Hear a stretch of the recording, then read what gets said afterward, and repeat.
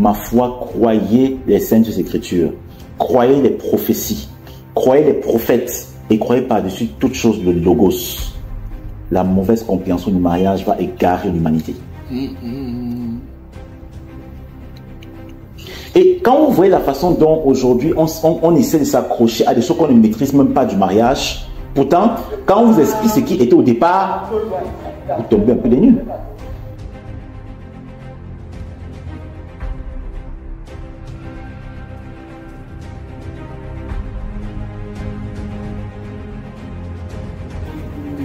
Jamais. Repentance rime avec l'abandon des œuvres mortes. Et sans la repentance, sans le changement, il est impossible de voir Dieu. La repentance est un des concepts fondamentaux de la construction judéo-chrétienne. Changement d'état, la prise de conscience, la volonté de se libérer de l'éternalisme socio-humain afin de se lever de plus en plus à la nature divine. Depuis quelque temps, je suis entré dans le bré déjà. Entre autres lumières que le Seigneur permet que nous puissions distiller, nous insistons beaucoup sur un phénomène. À tel point que certaines consciences ont eu même l'impression que nous divagons et que nous exagérons. Eu égard à tout ce que ce phénomène mal compris, mal conditionné, engendre en tant que conséquence dans l'Église, ma foi, j'ai estimé important pour ceux qui le veulent bien, parce que c'est une école, n'est-ce pas, suscitée pour permettre la compréhension profonde des mystères de Dieu. Nul ne peut servir Dieu sans déjà même comprendre comment le servir.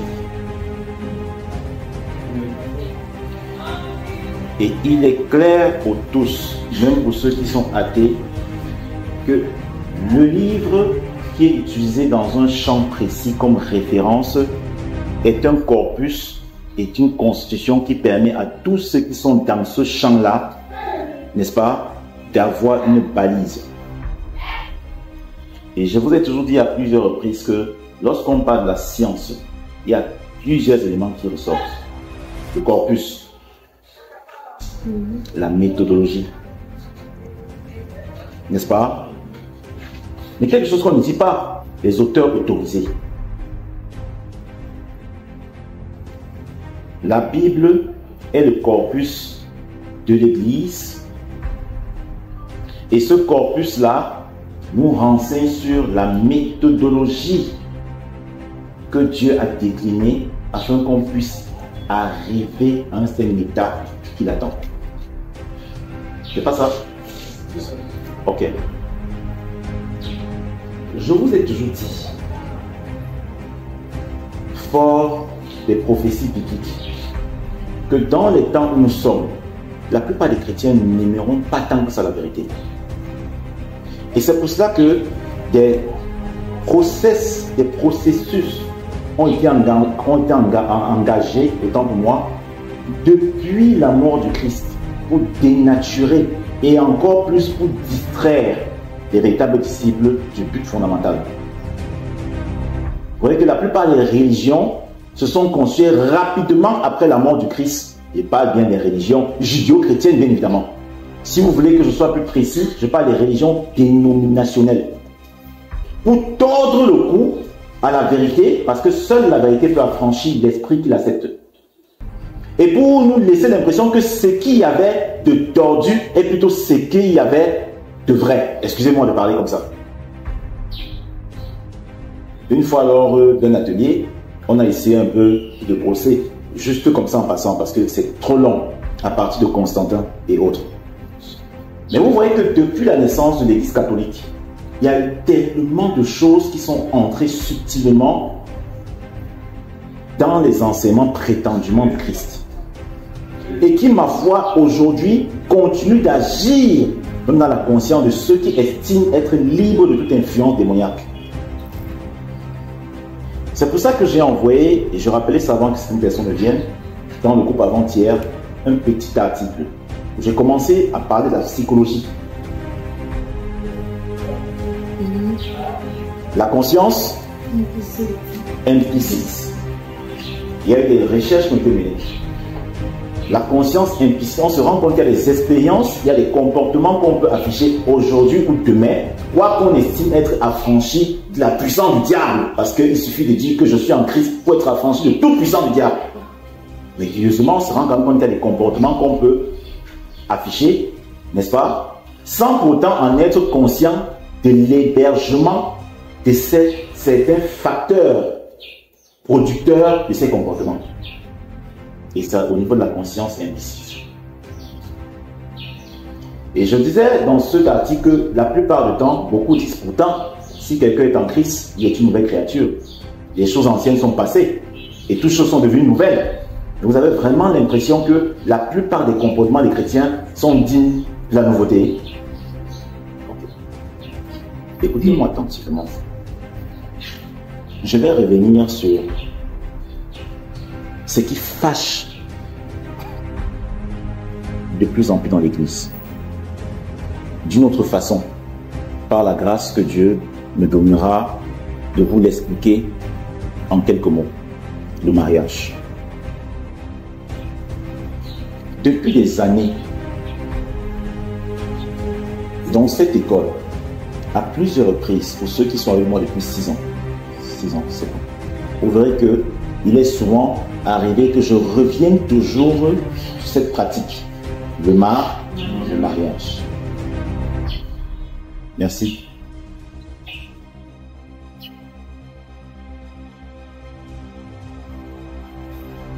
Tout le monde ici connaît le mariage. C'est vrai ou c'est pas vrai? Mais je vais donc vous reprendre. C'est faux. Tout le monde croit connaître le mariage. Tout le monde croit connaître. C'est un peu comme la communication. Tout le monde croit être communicant. Et il suffit parfois d'avoir un peu de connaissance dans la rhétorique pour avoir l'impression d'être un bon communicant. C'est vrai ou c'est pas vrai? Je vais commencer déjà par dire encore une fois. Le mariage porte en lui plusieurs sens. Autant que ce n'est pas aujourd'hui que ça commence. C'est une pratique qui est aussi vieille que l'histoire de l'humanité. Et vous savez très bien que même au niveau des langues, plus le temps passe, plus il y a des transpirations, plus il y a des pertes de sens, plus il y a des déformations.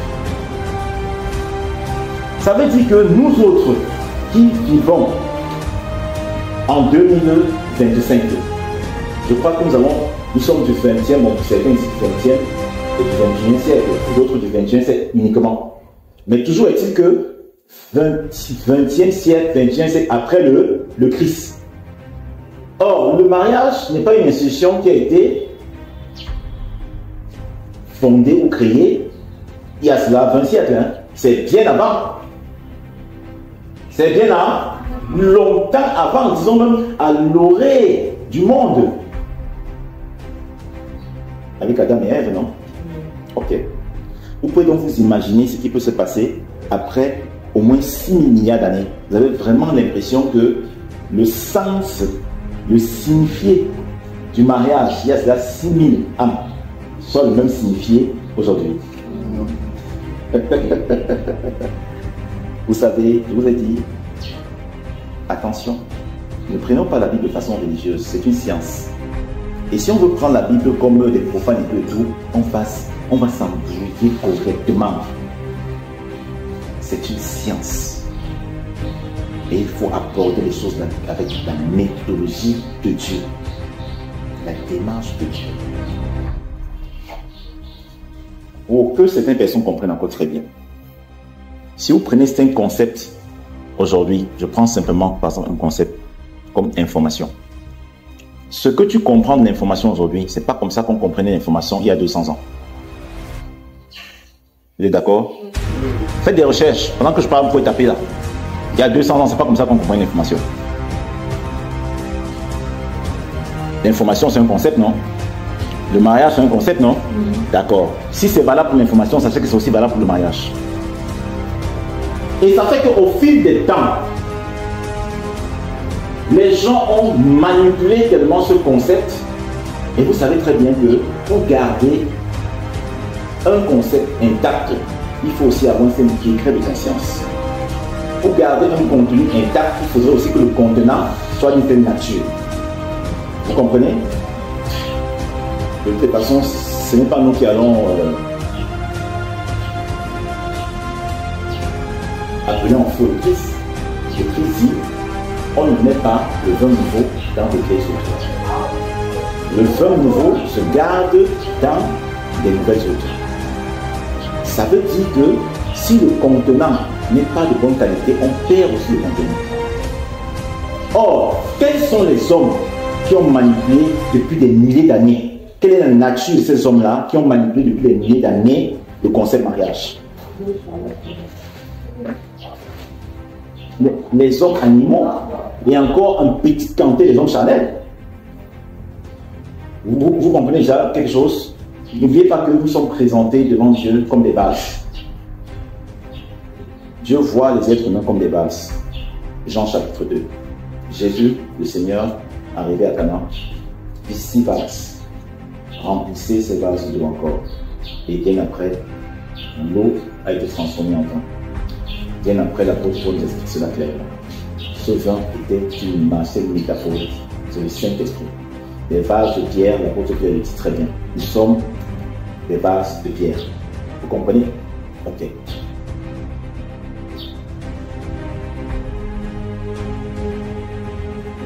Avec ce que je viens de dire, je crois qu'on est tous d'accord que si le contenant est de mauvaise qualité, le contenu aussi sera altéré.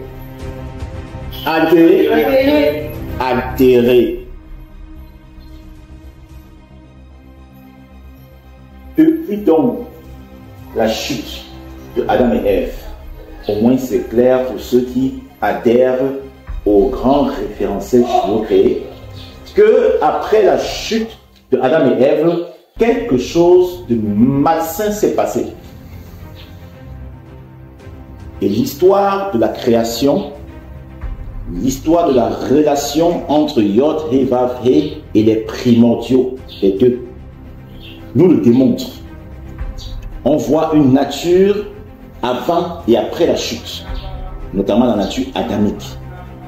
Après la chute, la cassure, on voit bien Adam fuit Dieu, se retrouvant nu. Ça veut dire que le contenant a été affecté. C'est clair. On dit qu'après la chute, ils se regardent et ils se rendent compte qu'ils sont nus. Quelque chose s'est passé. Avant, on ne dit pas cela. Ils étaient toujours ensemble, mais ils n'avaient vu aucun pro. De toutes les façons, le contenant a été affecté parce que du point de vue extérieur, ils se rendent compte qu'il y a un pro.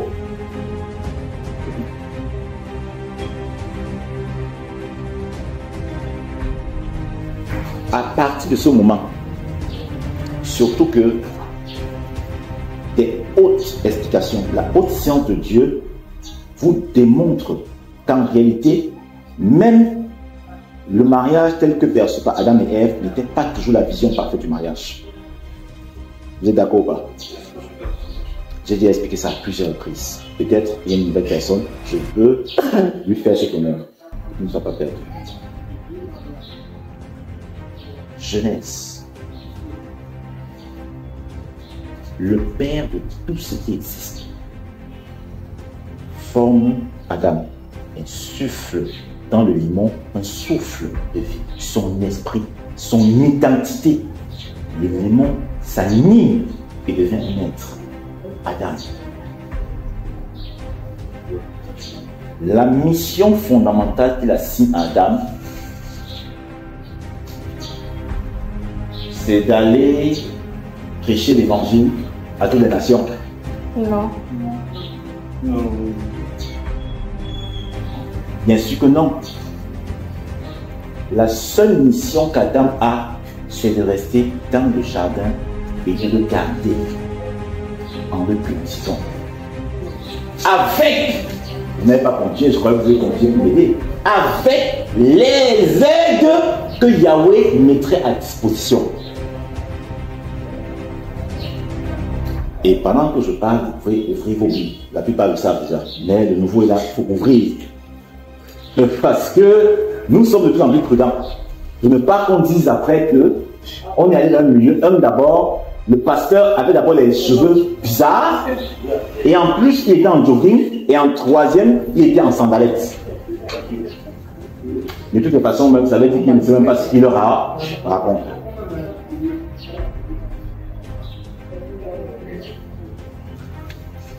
Genèse chapitre 2. Je te prie de m'emprunter un peu ta Bible, que je fasse une lecture segmentée.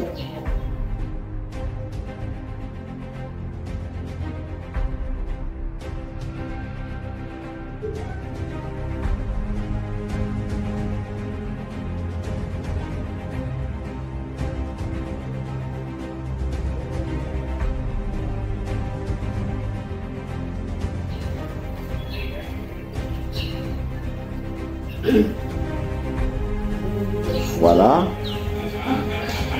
Vous pouvez commencer la lecture à partir du verset 1. Ainsi fut achevé les cieux, la terre, toute leur armée. À partir du verset 15, l'Éternel Dieu prit l'homme et le plaça dans le jardin d'Éden pour le cultiver et pour le garder. Vous voyez les missions. La mission fondamentale du primordial était de garder l'Éden et aussi le cultiver. L'Éternel Dieu donna cet ordre à l'homme: tu pourras manger de tous les arbres du jardin, mais tu ne mangeras pas de l'arbre de la connaissance du bien et du mal, car le jour où tu en mangeras, tu mourras. Mais permettez-moi de vous dire que c'est ce qui est écrit dans les versions du second. En hébreu, ce n'est pas ça. En hébreu, il y a une répétition. Et vous savez très bien, pour ceux qui sont des communicants, l'importance des figures de style. La répétition n'est pas vaine. En hébreu, c'est le jour où tu mangeras, tu mourras, tu mourras. L'Éternel Dieu dit: il n'est pas bon que l'homme soit seul. Répète après moi: il n'est pas bon que l'homme soit seul. Il n'est pas bon que l'homme soit seul. Je lui ferai une aide semblable à lui. Je lui ferai une aide semblable à lui. Voilà donc l'aide semblable que Dieu va faire. Lisons la suite. L'Éternel Dieu forma de la terre tous les animaux des champs et tous les oiseaux du ciel, et il les fit venir vers l'homme pour voir comment il les appellerait, et afin que tout être vivant porte le nom que lui donnerait l'homme. Vraiment, quelle que soit la façon dont on voit les choses, on n'a pas la capacité d'interpoler autre chose à ce qui est dit. Et si vous discutez, Dieu a formé l'homme à partir de quoi? Il n'a pas dit qu'il devait former aussi une aide semblable à lui. Il a formé les animaux à partir de quoi? Si quelqu'un ose dire le contraire, ça l'engage. Voilà la présentation selon Dieu. Après avoir dit, Dieu met en exécution. Parce que la Bible déclare que Dieu ne tarde pas à exécuter, n'est-ce pas, sa parole. Directement, comme Dieu au préalable avait formé l'homme à partir de la terre, il va encore former les animaux semblables donc à l'homme, parce que le processus est presque pareil. Vous ne croyez pas? Voilà. Je dis presque pareil. Il prend toujours la terre, il modèle, il forme les animaux comme il a fait avec l'homme.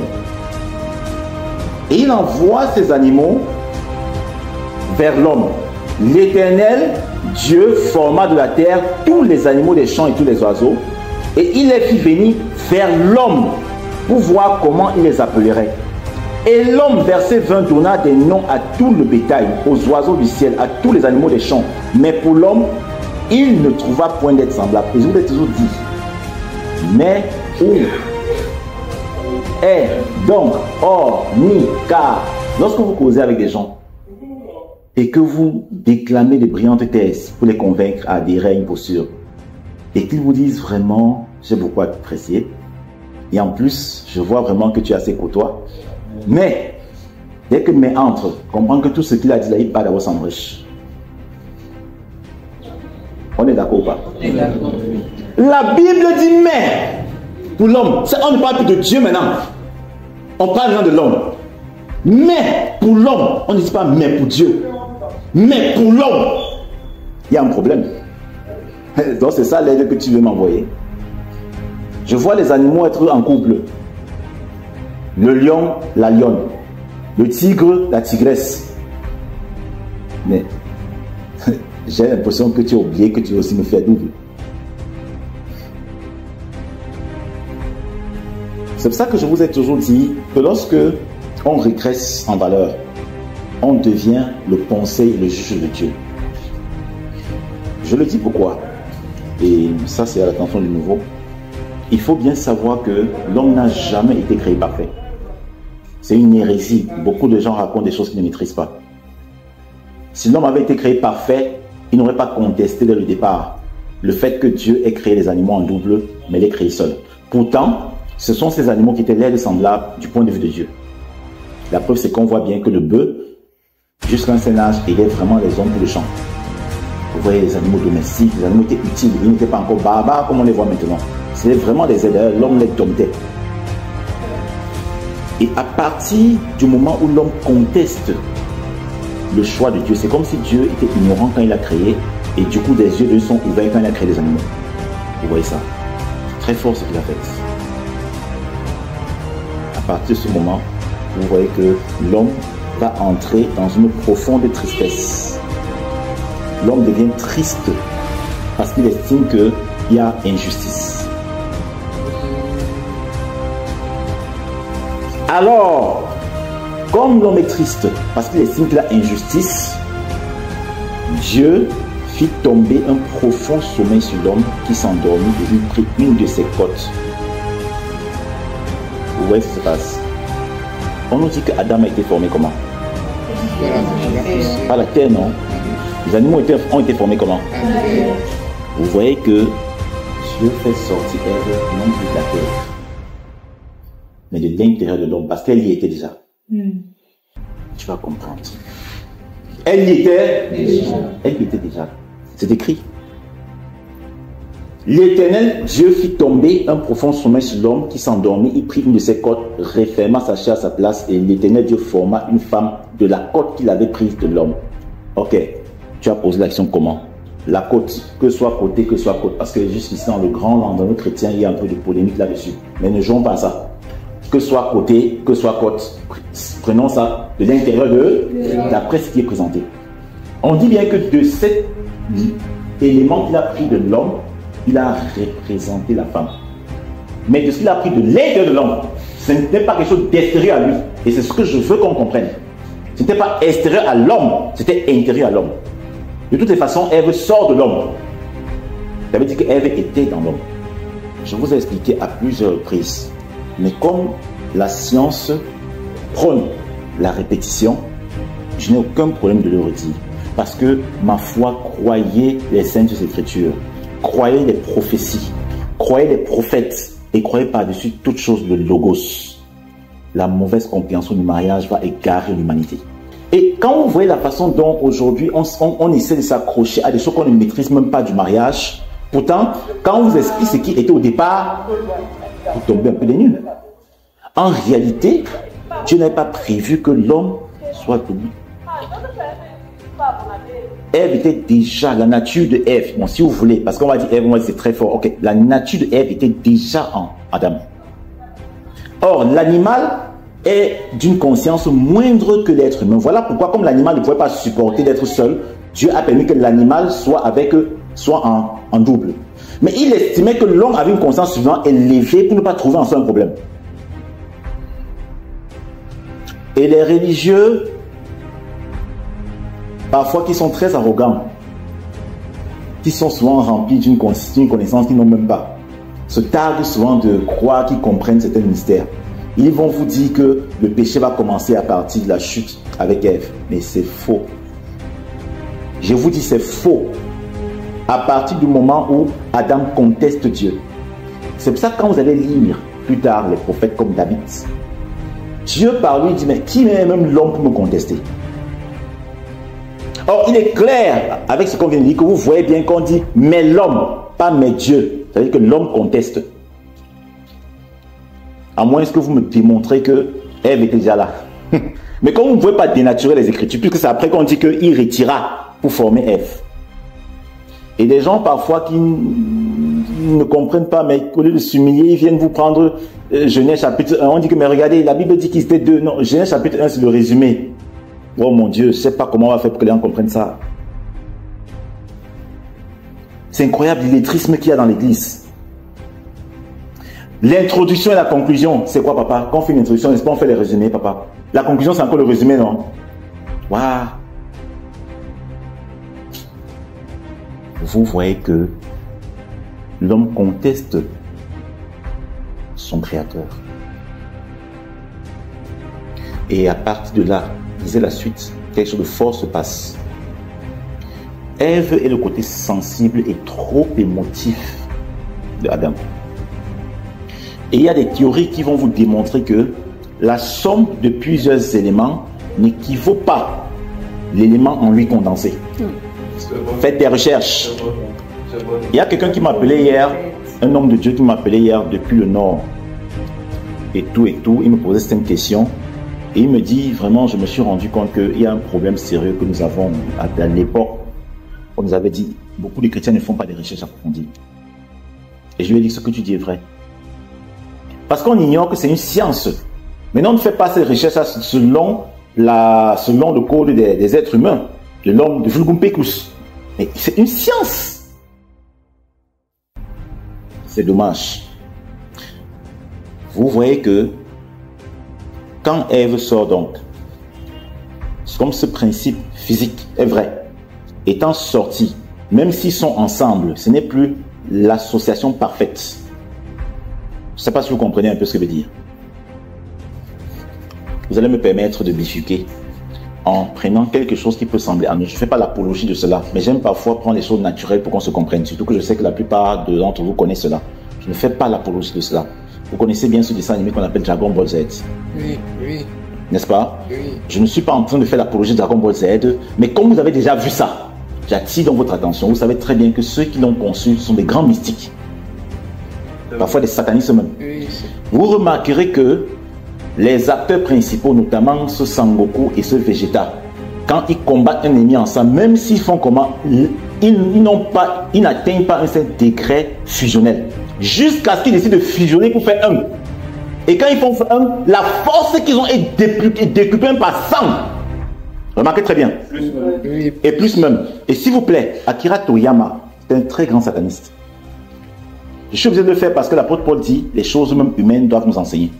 Et je sais que la plupart de vous connaissent ce dessin d'ontologie. C'est ce qui s'est passé avec Adam et Ève. Ève étant en lui, il était beaucoup plus puissant.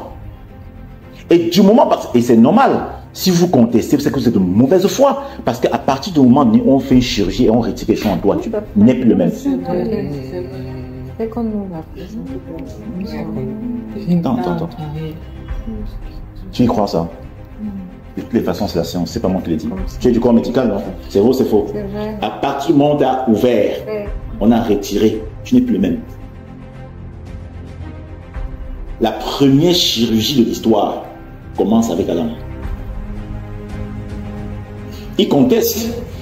On fait donc une chirurgie, on retire un élément. Mais vous êtes sérieux? On te dit qu'on retire un élément d'Adam. Vous croyez qu'Adam avait encore la puissance qu'il avait, quoi, qui n'était pas parfait? Mais c'est bon, tu es affaibli. Et regardez donc ce qui se passe par la suite. Le serpent entre en jeu un nom, un concept qu'on n'avait jamais vu jusqu'ici. Quand vous lisez la Genèse 2 à partir, vous avez vu qu'on appelle du serpent. C'est là maintenant qu'on donne un nom. Un animal. Le serpent. Qui était le plus rusé? Allez faire des recherches pour voir à quoi renvoie rusé en hébreu. Ayant observé, je vous ai dit que quelqu'un qui a la ruse observe beaucoup. C'est pas maintenant, ne n'ayez pas l'impression que j'indexe personne là maintenant. J'ai déjà écrit là-dessus depuis longtemps. Vous vous souvenez? Je vous ai démontré que rusé, c'est observer. Ils observent beaucoup.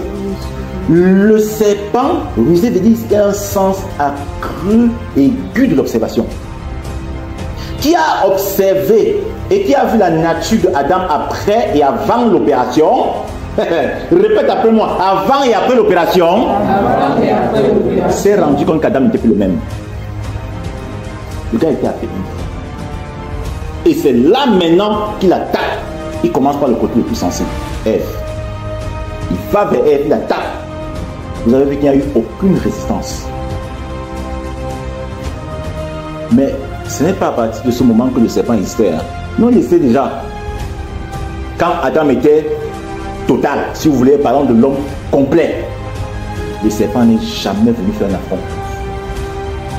Mais dès qu'il y a chirurgie et qu'Adam perd les forces, il commence par la nature sensible.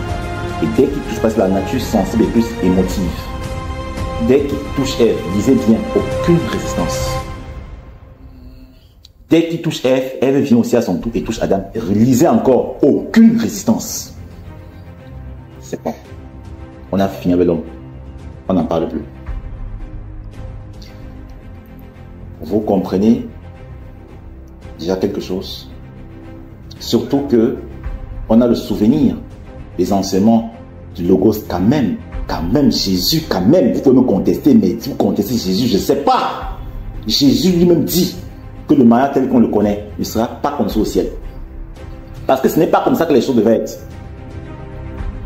C'est pour ça que, effectivement, des religieux, quand ils viennent vers le Christ, et ils se mais attends, il y a une telle personne, une femme qui a connu un frère, après il est mort, après son frère a pris, après, mais vous voulez dire quoi? On veut dire que ça va se passer, bon, finalement il va épouser qui au ciel? Il dit, bon, vous ne connaissez ni la loi, ni la puissance des Écritures. En réalité, au ciel, les hommes seront comme des anges. Ah! Qu'est-ce qu'il a dit? Comme des anges. Ah, on rentre dans les régimes. Et là, vous pouvez bien comprendre ce que je vous explique depuis. Adam total.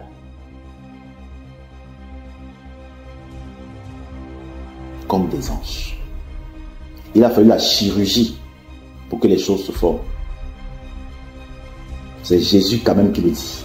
Ça veut dire que, du point de vue de Dieu, à partir de la contestation d'Adam, les choses qui se passent, ce n'est pas comme ça qu'il arrive les choses de façon parfaite. Mais comme Dieu, il a une façon de nous enseigner. Parfois, quand vous insistez trop dans une voie, il est probable que vous ayez ce que vous cherchez. Mais ce n'est pas parce que vous savez ce que vous cherchez que forcément Dieu agrée ce que vous avez eu. Et c'est où maintenant, beaucoup de personnes ignorantes confondent les choses. J'entends des témoins, parfois des hommes de Dieu qui disent qu'ils étaient avec, ils ont épousé des femmes païennes, ils ont fait. Mais c'est une abomination. C'est pas parce que Dieu a toléré cela que tu dois prendre ça pour en faire un cas d'école. Puisque dès le départ, c'est pas comme ça que Dieu a vu les choses. Maintenant, il estime que le péché nous a déjà influencés. Bon, ok. À partir du moment maintenant où le péché nous a influencés et qu'on a voulu faire comme ça, comment est-ce que même dans sa tolérance, il a conduit un peu le mariage? Vous voyez qu'on est au deuxième sens. Premier sens de mariage selon Dieu, Adam et Dieu. Adam et Dieu. Dieu, l'époux, Adam, l'épouse. Ça peut vous choquer, mais c'est vrai. Premier sens du mariage. Après la chute, on en est dans un deuxième sens du mariage. Ok, Dieu tolère. Il permet seulement. Vous allez comprendre que avec Abraham et les patriarches, il exprime sa pensée. Parce que vous voyez, après la chute, il y a une cacophonie incroyable. On vous dit que les Néphilim, et on reviendra dessus. Je vous invite d'ailleurs le 1er mars, parce qu'on fait souvent des ateliers dans un autre cadre où je prends la peine par la grâce de Dieu d'expliquer avec même des projections de façon plus approfondie. On va faire sur un atelier sur les Néphilim. Et c'est à partir de Genèse qu'on dit les Néphilim sont venus sur la terre. Et qu'est-ce qu'ils ont fait? Ils ont encore entraîné l'humanité à une autre perception du mariage. Lisez très bien. Ils virent que les filles des hommes étaient belles, ils s'unirent à elles par des alliances. Ils sont venus avec une autre notion du mariage, ils ont perverti encore l'humanité. À partir de ce moment donné, la Bible déclare que de ces alliances ont vu le jour, ou bien a vu le jour, les Néphilim. Et on nous dit que c'est à cause des Néphilim que le monde antédéluvien a été détruit. Ils ont conduit l'homme dans des égarements incroyables. j'ai eu une vision de Dieu ce matin. Dans cette vision, je me suis retrouvé dans une grande armée démoniaque, mais ils ne me voyaient pas. Ils marchaient et je marchais avec eux. J'étais invisible. Dieu a permis pour que je voie et que j'entende quelque chose. Il y avait un puissant général démon. Après, quand ils sont arrêtés, il leur a dit, voici ce que je vous ordonne de faire. Allez partout. Poussez-les à faire beaucoup d'enfants. Beaucoup d'enfants. Beaucoup d'enfants. Et après, je suis revenu à moi. Vous entendez ça? Attendez. On va vous dire qu'il est écrit, allez, multipliez-vous. Les temps, les dispensations. Qu'est-ce qu'on entend par une dispensation? C'est un temps à l'intérieur duquel Dieu exprime un besoin spécifique et attend de l'être humain aussi une réponse spécifique. C'est pour ça que si vous lisez mal la Bible, vous aurez l'impression qu'elle se contredit. À un temps, il y avait des choses, maintenant on dit, vous avez l'impression, mais finalement on dit quelque chose là-bas, après ici on vient dire non, attention. En fonction du niveau de conscience de l'homme, Dieu attend de lui aussi quelque chose. Je saute tout cela. Dieu finit par tomber sur un homme, Noé. Après Noé, on nous parle d'un autre nom, et ce nom est tellement fameux, Abraham. Abraham. Dieu dit à Abraham que c'est en sa postérité et par sa postérité que le salut viendra dans le monde.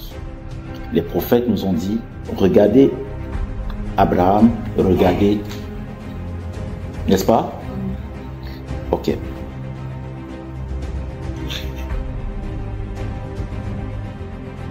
Vous voyez que on est déjà dans plusieurs sens du mariage. Surtout que après même le déluge, il y a eu la tour de Babel. Et la tour de Babel, on connaît une des premières figures qui a défié ouvertement Dieu. On n'en parle pas aussi trop. Mais qui s'appelait Nimrod. Nimrod est l'homme démon qui a défié directement Dieu et qui a déclaré sur terre une guerre contre Dieu. Vous voyez que dans l'esprit religieux, vous ne le savez pas. Mais je vous dis que c'est ce qui s'est passé. C'est pour ça que je rappelais encore à Viviane tout à l'heure que la lettre tue, mais l'esprit vivifie. Beaucoup de gens lisent la Bible mais ils ne comprennent même pas grand chose. Lisez bien Nimrod. On dit homme vaillant et chasseur contre Dieu. Ça c'est en français. Quand vous lisez en hébreu, vous vous rendez compte que c'était un grand sataniste et qui avait cristallé toute son énergie à combattre et à montrer que Dieu n'est rien. C'est pour ça que quand Dieu dit en ce temps, remplissez, en ce temps, je rappelle bien, parce qu'il y a ce qu'on appelle les dispensations. En ce temps, c'est un âge. Quand Dieu dit remplissez la terre, Nimrod vient dire ne remplissons pas la terre. Dieu dit étalez-vous sur la terre, il dit non, on ne s'étale pas, on reste sur place et on construit tout jusqu'à atteindre le ciel là-bas. On va l'attaquer. Construire tout, on va l'atteindre lui là. Faites-moi confiance. Je vous dis non. Moi je fais l'astral, je fais ceci. Mon père m'a dit qu'il a défié par le passé, il a failli le tuer. On peut. Son père, Satan, Nimrod n'était pas un être humain qu'on pensait. Nimrod c'est un infini, mais ça on ne le dit pas. Bon, on va voir ça lorsqu'on va s'attarder sur l'infini. Et vous voyez que Nimrod va, pour accomplir son projet, il va pousser encore tous les êtres à une alliance. On se retrouve encore dans notre sens de mariage. Je m'en tiens seulement là pour juste vous démontrer que ce que je disais au départ n'était pas vrai. Vous voyez qu'au fil des temps, il y a eu tellement de sens aux alliances des mariages qui ont été beaucoup plus portés non pas par les hommes d'esprit, mais par les démons, les hommes démoniaques, les hommes vraiment démoniaques. Je préfère m'en tenir à ça. Et vous avez vu que ces sens qu'ils ont donné des alliances et du mal étaient tellement forts que même le père Abraham a été influencé. Dieu se révèle à père Abraham, il lui dit, je te dis que tu auras l'enfant de ta femme qui est stérile. Mais le père Abraham succombe quand même et part faire l'enfant avec sa sœur. Vous voyez que même le père Abraham a été influencé.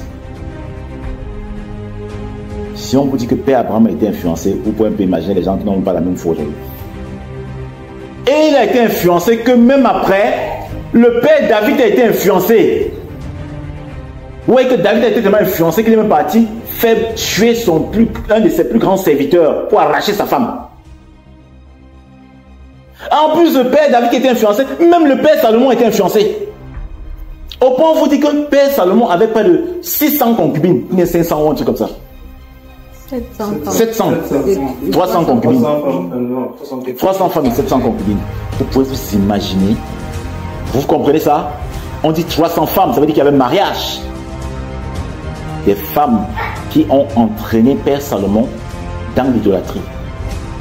Il a failli mourir. Hein. Lui, c'était qu'à la fin qu'il se ressaisit, c'était fini pour lui. Et quand il se ressaisit à la fin, il commet un ouvrage. Vous allez le lire. C'est Ecclésiaste. C'est Ecclésiaste en fait. Parce que quand c'est un peu avant. Tu vois, justement, c'est Ecclésiaste. Parce que Ecclésiaste, en fait, c'est son dernier testament. Et après, dans Ecclésiaste, qu'est-ce qu'il dit? Il dit, vraiment, je me suis rendu compte que j'ai goûté à tout ce qu'on me fait goûter. Je me suis rendu compte qu'à la fin, tout est vanité et tout devant. Et c'est dans Ecclésiaste qu'il dit même que, ok, je vous parle, vous ne comprenez pas, jeune homme. Comme tu ne veux pas, non, réjouis-toi dans ta jeunesse. Ce jeune, non, va te marier, fais ce que tu veux. Mais sache qu'un jour, tu vas voir la vérité. C'est écrit dans Ecclésiaste. Vous savez, la logique sociale, c'est que quand tu es jeune, tu dois être marié. Si tu n'es pas marié, c'est que tu as raté ta vie. J'en viens. À partir de ce que je viens seulement de dire, et les exemples sont légion, vous comprenez que le sens du mariage, je ne parle même pas de parfait, tolérable, a été galvaudé, au point où même des hommes puissants sont tombés. Ok, je saute dans tout ça. Si on s'est compris, avançons, voyageons, accélérons un peu le temps. Retrouvons-nous donc à l'ère du Logos. Les prophéties, les écrits ont annoncé la venue d'un être surnaturel qui libérerait l'humanité de la confusion. Amen ou pas amen? Amen. Et quand vous le dites, ne sont pas dans... Et c'est vrai parce que je crois profondément au ministère du Logos. Je crois que le Logos a toujours été avec Dieu. Je crois que le Logos est descendu sur la terre. Il s'est réifié comme un être humain. Il s'est sacrifié comme il avait été prédit. Et malgré toutes les réticences humaines, malgré toute l'opposition humaine, le Logos est parti jusqu'au bout de son activité. Il en est mort, bien évidemment. Et une fois mort, il était impossible qu'il soit retenu par la puissance du péché, parce qu'il n'avait jamais commis le péché. Et alors, le Père de toutes choses, celui qui règne dans le Olam, Abba, le Créateur des mondes, a décidé de le ressusciter, d'insuffler le pouvoir fondamental de la création, la puissance de la résurrection. Amen. Depuis son tombeau, le Logos a été visité par cette puissance. Et cette puissance l'a élevé. Et quand je dis le tombeau, vous ne voyez pas seulement la dimension physique, vous voyez le Hadès. Elle l'a visité depuis le Hadès. Le Logos a retrouvé ses forces et a arraché la clé de la mort. Est sorti triomphant, remontant non seulement dans les cieux, mais d'abord sur la terre, avec des êtres qui étaient déjà morts. Pourquoi vous voulez que je doute? Puisque même des histoires, j'ai fait trop de recherches, oui, dans mon petit niveau. J'ai lu des Flavius Joseph, qui sont des historiens. J'ai lu des gens qui n'étaient pas des chrétiens à la base, mais qui ont fait des témoignages. Et on reconnaît que Mashiach, Yeshua, a existé. J'ai le Talmud chez moi, que j'ai fait commander de la France. Le Talmud même reconnaît que Yeshua a existé. Et quand j'entends parler d'un être que Dieu lui-même sublime en tant que premier-né, en tant que premier de la création, Dieu lui-même dit qu'il a créé les dominations, les autorités, les principautés pour la gloire de son fils chéri. Je suis qui pour contester? Je dis gloire au Logos. Amen. Nous sommes donc à l'ère du Logos. Le Logos avait été annoncé. Il est écrit que Dieu n'est pas un menteur. Ce qu'il dit, il veille à l'accomplir. Dieu attendait lui-même, mais il ne pouvait pas anticiper les choses. Parce qu'il avait fixé lui-même déjà les temps. Mais lui-même, il attendait impatiemment que le temps arrive. Et quand le temps est arrivé, il a laissé sortir le Logos, caché même dans les lieux très élevés. Les anges ne le connaissaient pas. Les archanges ne le connaissaient pas. Pourtant, il a toujours été. Et lui-même, il dit au travers de son père David, je jouais au début de toute création. C'est écrit. Le Logos a été libéré dans une faible créature humaine. Il a été enfanté. Personne ne savait qu'il était l'empreinte parfaite de Dieu sur terre. Même sa propre mère. Et quand ce Logos a atteint l'âge de la maturité, il nous a révélé beaucoup de choses. Et ce sont ces choses que son esprit distille encore aujourd'hui pour la stabilité de ceux qui le veulent bien. Entre autres, le Logos donc nous dit ceci. Mon Père a créé des hommes et certains sont appelés à être uniques. Ça veut dire, mon Père a fait que certains hommes ne se marient jamais. Matthieu chapitre 19. Le Logos dit que son Père a fait que certains hommes ne se marient pas. Il a vu ça comme ça pour lui. Bon. Et le Logos dit que une autre catégorie a estimé que pour vraiment saisir complètement Dieu, elle devrait ne pas se marier elle-même. S'il vous plaît, faisons très attention avec la conception que les gens ont aujourd'hui du mariage. Et ce n'est pas la force de nos volontés ou de nos convictions qui changera la vérité. L'apôtre Paul va dire dans 1 Corinthiens, la prédication de la croix est une folie pour ceux qui périssent. Allez faire des recherches pour savoir c'est quoi la prédication de la croix. La prédication de la croix, c'est quoi? Quand des gens adhèrent à des églises aujourd'hui et que la prédication de la croix devient la prédication du mariage, vous comprenez qu'il y a un problème sérieux.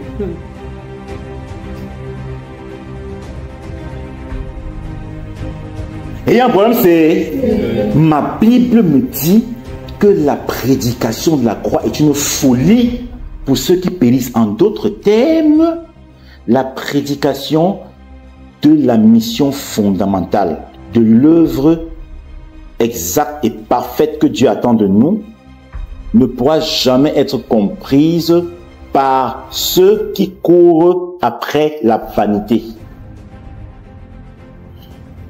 Parce que le Maître, le puissant Maître Jésus-Christ, Sa Majesté, nous a dit que ceux qui meurent, c'est ceux qui n'ont pas la conception des choses d'en haut.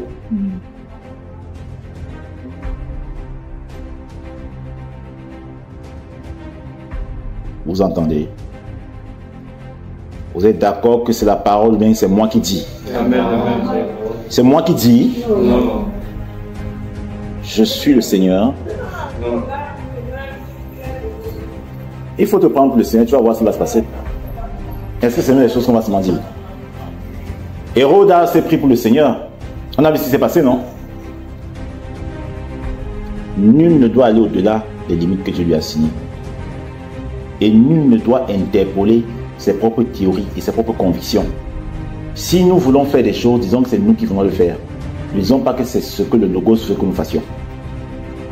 Et quoique nous ayons parfois des faiblesses, la nature humaine a des faiblesses, Dieu le sait.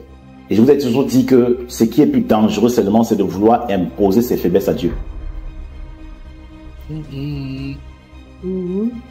Dieu dit, je sais de quoi la nature humaine est faite. Il sait qu'on est faible, mais il a décliné un canevas par lequel on peut quitter cette faiblesse vers la force selon lui. Et si on le veut, on y parviendra. Parce que la Bible nous parle des hommes qui ont réussi à se transcender. Quand on te parle de l'apôtre Pierre, un homme traître, lâche, tout et tout et tout, regardez la transformation, regardez la transfiguration. Je crois que c'est possible. Et si à un moment donné je me trouve dans des erreurs, je ne peux pas oser les affecter au Logos. Mes erreurs sont miennes. Et le Logos a tout pouvoir. La force lui appartient. Le Logos nous révèle donc que il y a des hommes que Dieu a créés qui ne vont jamais se marier. Et quand on dit homme, c'est avec grand H. Je vous dis la vérité. Est-ce que vous avez l'impression qu'on prêche trop ça dans l'église aujourd'hui? Non. Regardez comment ils égarent les gens. Vous allez dans les trucs, on vous accueille d'abord en vous disant seulement qu'on voit déjà le mariage sur vous. C'est la prédication de la croix là-bas. C'est problématique.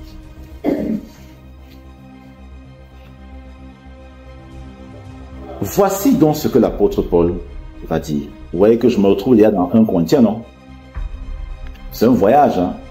On est dans 1 Coro. C'est encore le départ. Parce qu'on fait une mise en contexte. L'apôtre Paul s'adresse aux Corinthiens. Quand vous faites une herméneutique, une étude des églises de la Bible, vous voyez que l'église de Laodicée, l'église de Corinthe, les églises les plus sales. On dit qu'on trouvait là-bas des choses que même chez les païens, on ne voyait pas. C'est très important la mise en compte. Qui parle à qui? Dans quel but? Paul s'adresse à des gens qui sont censés porter la gloire de Dieu, mais qui avaient déjà touché le fond. Les Corinthiens. Qu'est-ce qu'il leur dit par la suite? Après, il va leur dire que, sachez une chose, hein, apparemment parmi vous, il y a une telle débauche qu'on ne retrouve même pas chez les parents. J'ai même entendu dire qu'il y en a qui couchent leur propre mère. Vous imaginez ça? Un chrétien qui couche sa propre mère.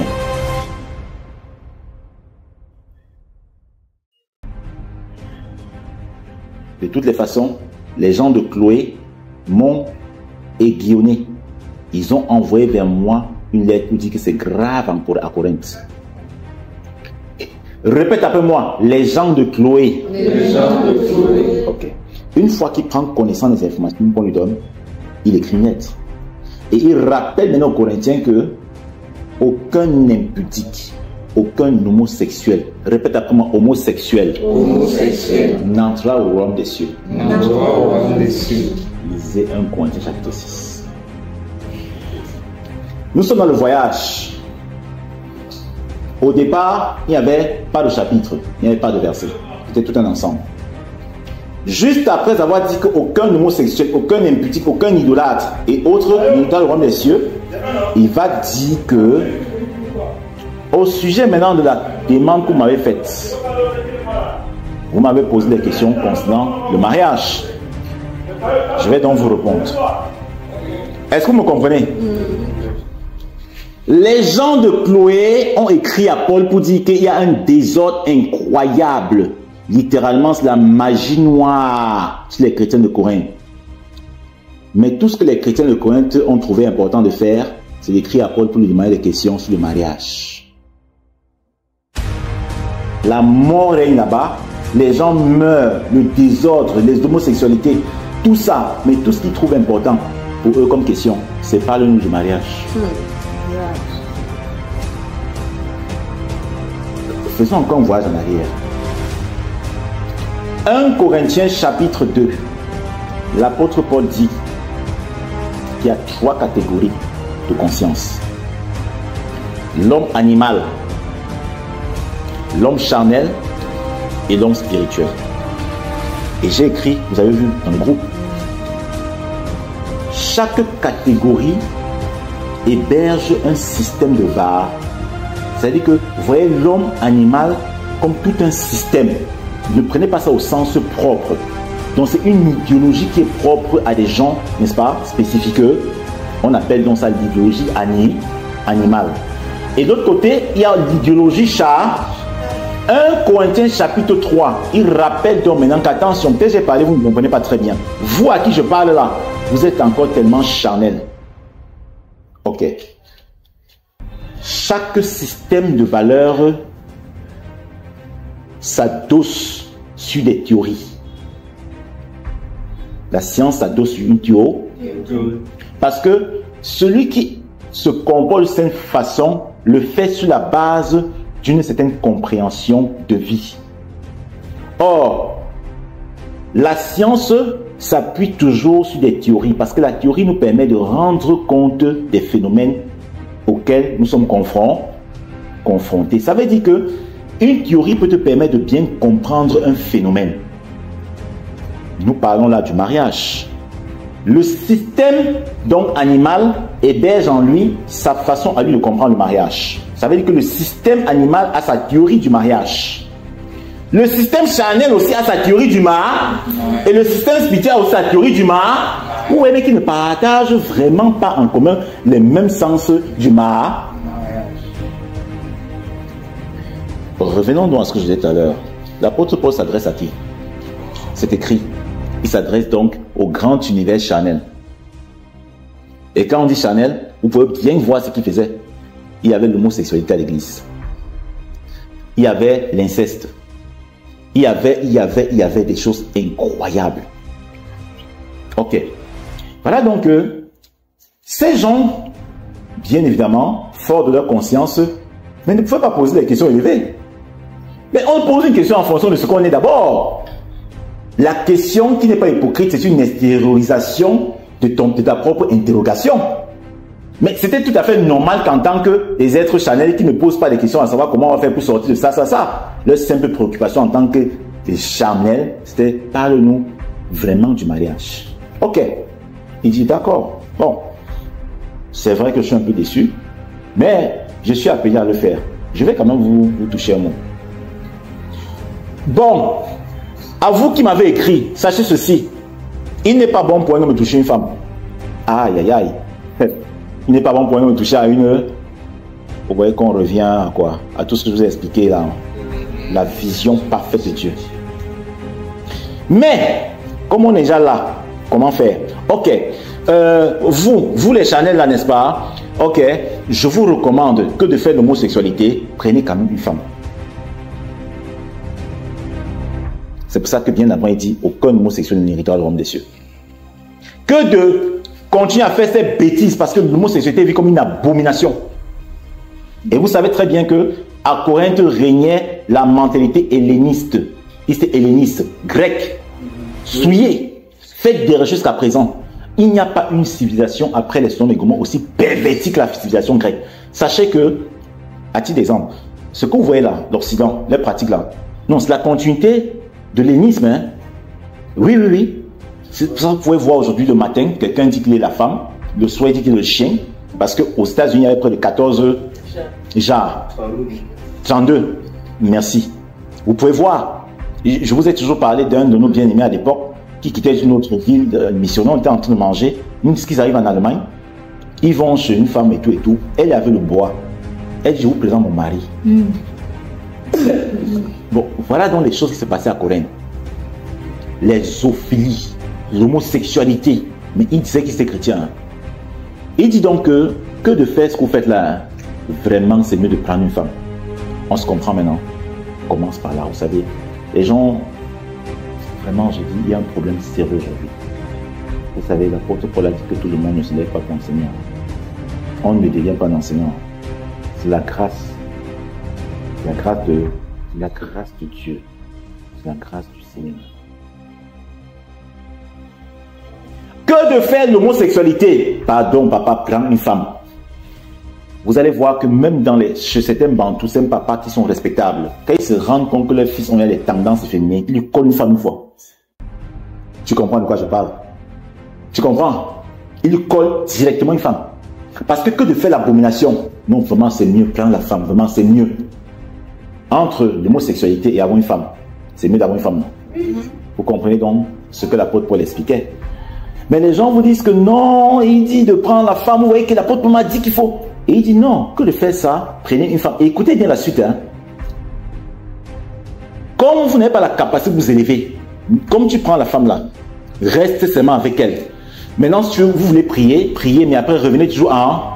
Que de commencer à prendre la femme, après tu peux encore prendre, parce qu'il y avait aussi des trucs que je ne veux pas expliquer. Ouais, quand beaucoup de femmes et beaucoup d'hommes se retrouvent ensemble pour faire des bêtises ensemble. En plus de l'homosexualité, en plus de tout ça, il y avait ces choses-là qui se passaient là-bas. Il dit, comme tu as pris là, ça te brûle vraiment, reste seulement avec elle. Puis tu n'as pas la capacité de t'élever. Que de te perdre, je préfère que tu sois au moins dans une voie où ça pourrait être plus possible de te rattraper.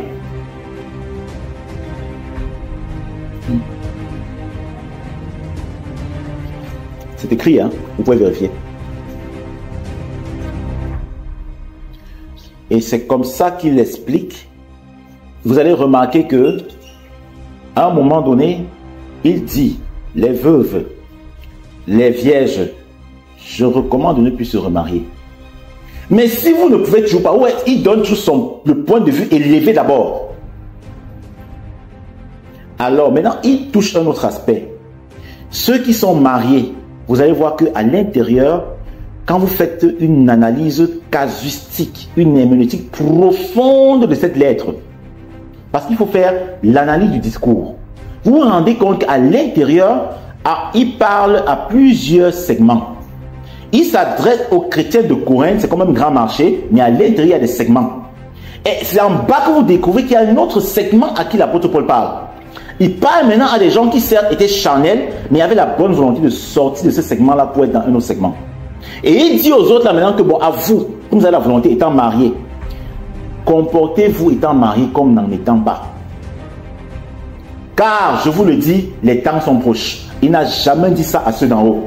Remarquez bien, il ne dit pas à ceux d'en haut que les temps sont proches. Ça ne les intéresse pas, les temps sont proches. Quelqu'un là, il veut faire cette étude que les temps sont proches. C'est quand il localise que normalement il y a un autre segment qui étant marié, a quand même une volonté de pouvoir comprendre le mariage un peu quand même comme c'était encore avec Adam. Vous comprenez ce que je veux dire? Et c'est là qu'il leur dit, les temps sont proches. C'est qu'il ne dit pas aux autres. Si vous le voulez, à vous là, comportez-vous donc étant marié comme n'en étant pas, afin de consacrer votre être au service de Dieu. Et il enchaîne en disant, car la femme non mariée s'intéresse plus aux activités de Dieu. Mais une fois qu'elle se marie, elle tombe dans la vanité.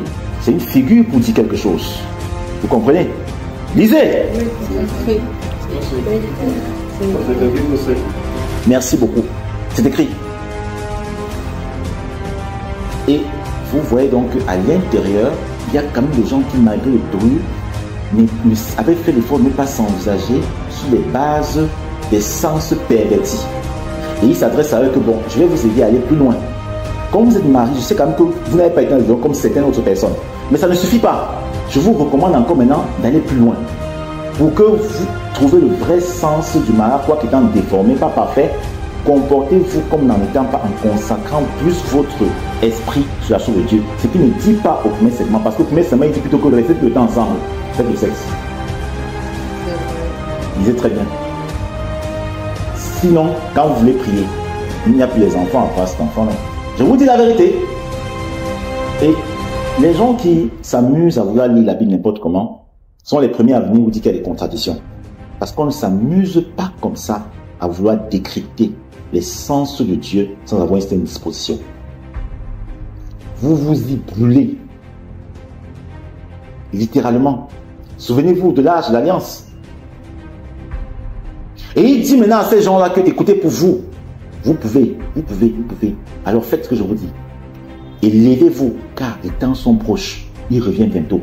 Mais il n'a pas dit ça aux autres.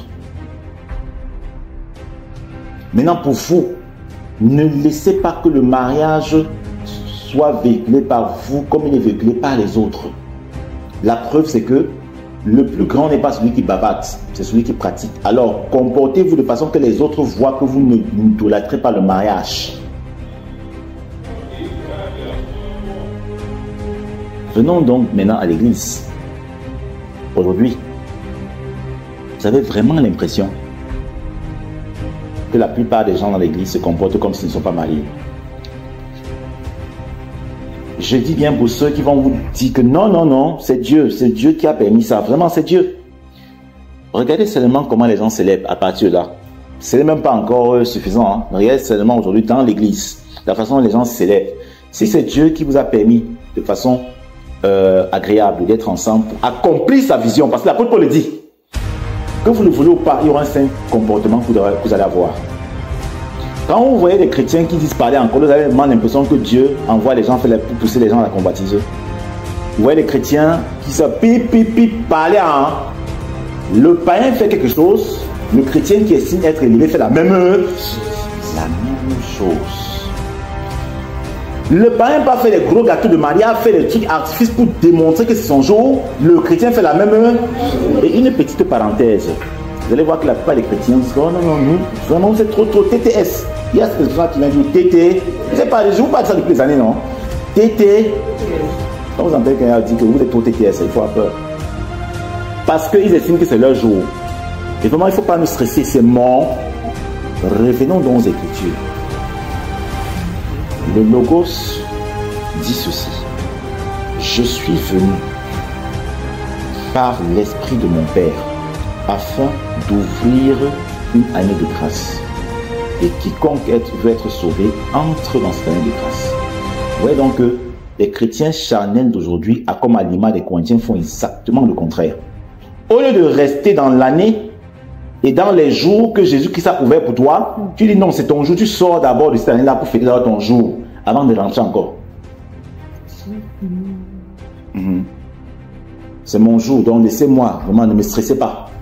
Vraiment c'est mon jour. On dit aujourd'hui c'est ton jour. C'est ça qui chante, non? Avec les joyeux anniversaires, avec les trucs de mariage, c'est ton.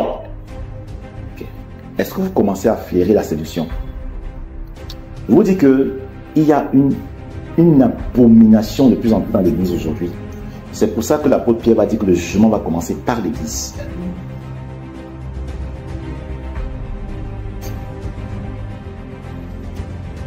Tu as écrit hier, et ça c'est un constat que beaucoup font. Vous voyez même des gens qu'on respectait. Effectivement, tu as attiré l'attention pertinente. Le pasteur Alain Moloto. Personne ne connaissait sa femme. En fait, quand il dit personne, c'est nous autres. Il n'affichait pas sa femme sur les réseaux partout. Regardez aujourd'hui la plupart des pasteurs. Il faut toujours qu'on montre une image du couple. C'est déjà faussé parce que Dieu lui-même dit que tous les gens ne sont pas appelés à se marier. Alors, quand tu veux imposer cette image, ça veut dire que Dieu n'a pas raison. Parce que le bonheur ne se trouve que dans le mariage. C'est ça. Si même quelqu'un a vraiment été appelé à se marier et a une certaine construction, je vous assure, il ne va pas chercher à faire les trucs que vous voyez là, attirer l'attention des gens, faire comme si vous voyez, moi aussi je suis. Écoutez-moi très bien. Le mariage, tel qu'il a été, après ce que j'ai dit, c'est une grâce, c'est un don. Or, vous êtes d'accord que le don que vous avez, ce n'est pas le même don que vous avez. Et on a l'impression même que la plupart des gens aujourd'hui dans l'église sont devenus des antichrists. Parce que l'apôtre Paul dit que les gens ont des dons, on n'a pas tous les mêmes dons. Mais les gens veulent imposer Dieu à avoir tous les mêmes dons. Comme j'ai vu qu'elle se marie, je dois aussi avoir la même chose. Ça devient de la convoitise. Parce qu'on n'est pas tous appelés à avoir les mêmes dons. C'est une bénédiction, comme telle autre chose peut être une bénédiction. Et il est écrit que celui qui se met à part, celui qui ne mange pas d'une nourriture, il le fait pour le compte de Dieu. Et celui qui mange une nourriture, le fait pour le compte de Dieu. Ça veut dire que celui qui n'a pas été appelé à se marier par Dieu est béni par Dieu. Comme celui qui a été appelé à se marier par Dieu est béni par Dieu.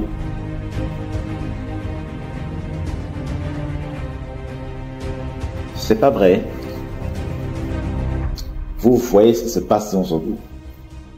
Il y a des chercheurs en sciences qui ont dénoncé ce qu'on appelle les industries culturelles. Ils se sont rendus compte que nous sommes en même temps la société de la consommation, avec l'industrialisation des comportements. On sort de la singularité. Remarquez très bien, il y a une atomisation des consciences. On veut que tout le monde pense de la même façon. Vous voyez que c'est très grave. Et je vous ai présenté un documentaire film la dernière fois. Et tu vas à ton ami envoyer le lien. Mais n'a même pas besoin parce que lors de... Ça va laisser même parce que lors de l'atelier, je vais faire des copies de ce film-là. Il va bien comprendre. Dans ce film qui est sorti en 1988, le titre c'est Obey. Il vous montre comment ces gens-là influencent les consciences. Le premier commandement qu'ils donnent, c'est marie-toi et fais beaucoup d'enfants. Vous pouvez comprendre pourquoi, même dans le règne démoniaque, il pousse les démons. Et ça doit être les démons comme ça d'impudicité. Et il leur disait dans cette vision aujourd'hui, allez, faites qu'il se fasse des enfants. Allez, allez. Il y avait des légions de démons. J'expliquais à une personne qu'en réalité, quand on met parfois un point focal, parce qu'aujourd'hui, le mariage est juste un parapluie pour cacher l'impudicité. Or, vous avez vu que une chose qui a toujours énervé et irrité le Seigneur contre nous, c'est l'infidélité. Israël, tu es devenu femme prostituée. Parce qu'à la base, Dieu nous a toujours considéré comme son épouse. Voilà pourquoi à la fin de toute chose, l'Église va être revêtue, va arborer son vêtement de mariage selon Dieu. Et il dit à la fin, Jean, l'apôtre, je voyais donc la nouvelle Jérusalem descendre comme une fiancée, une mariée revêtue de sa plus belle robe. Vous voyez qu'à la fin, toute l'humanité va former un et cette unité-là sera l'épouse de Dieu. Vous pouvez donc comprendre pourquoi est-ce que le diable pousse les gens à faire des choses du contre nature, à pouvoir prendre ces mariages du point de vue humain comme un Dieu. En faisant ça, il dénature complètement et il nous écarte même en fait de la compréhension du programme de Dieu. C'est pour ça que je vous prends, je vous assure, c'est une école. Rentrez faire des recherches, si vous voulez vous revenez. C'est une école avec toutes les questions possibles. Les hommes de Dieu, que ce soit Jésus, que ce soit, vous allez voir, ceux qui avaient un grand niveau, ne prenaient pas de femmes. Vous croyez ou pas? Jésus-Christ a dit que le modèle parfait, non? Et pour le démon a réussi à séduire des gens en leur laissant l'impression que c'est faux, que Jésus aurait une descendance. Vous connaissez, je ne veux pas entrer dedans parce que c'est même pas bon. Une priori de ça les engage. Ça les engage. Vous voyez, parce qu'on a toujours tout fait pour nous concentrer là-dessus. Et on revient à ce que je vous ai dit au départ. Le système, grand système religieux, a toujours tout fait pour nous montrer plutôt un chemin autre que le chemin montré par le Très-Haut. Or, si on comprend les choses comme ça, il n'y aura plus toute cette euphorie-là. Si des gens ont vraiment été appelés à se marier, ça va se voir. Parce que leur mariage va plutôt nous montrer même encore la grandeur de Dieu. Et grandeur de Dieu, non pas le sens de la célébration et des grosses voitures qui les accompagnent, mais au niveau des activités réelles qu'ils vont produire pour le compte de Dieu. Souvenez-vous d'un couple, on les appelait comment? Que Ananias, ce sont les petits démons. Aquilas et Priscille. Vous avez déjà vu un jour on appelle leurs enfants. Lisez leur histoire. Consacrés complètement à Dieu. Voilà donc un exemple. Jésus a enfanté des enfants spirituels, non? L'apôtre Paul en a fait tellement par la grâce du Seigneur Jésus. Il n'a jamais eu d'enfant, puisqu'il ne s'est jamais marié.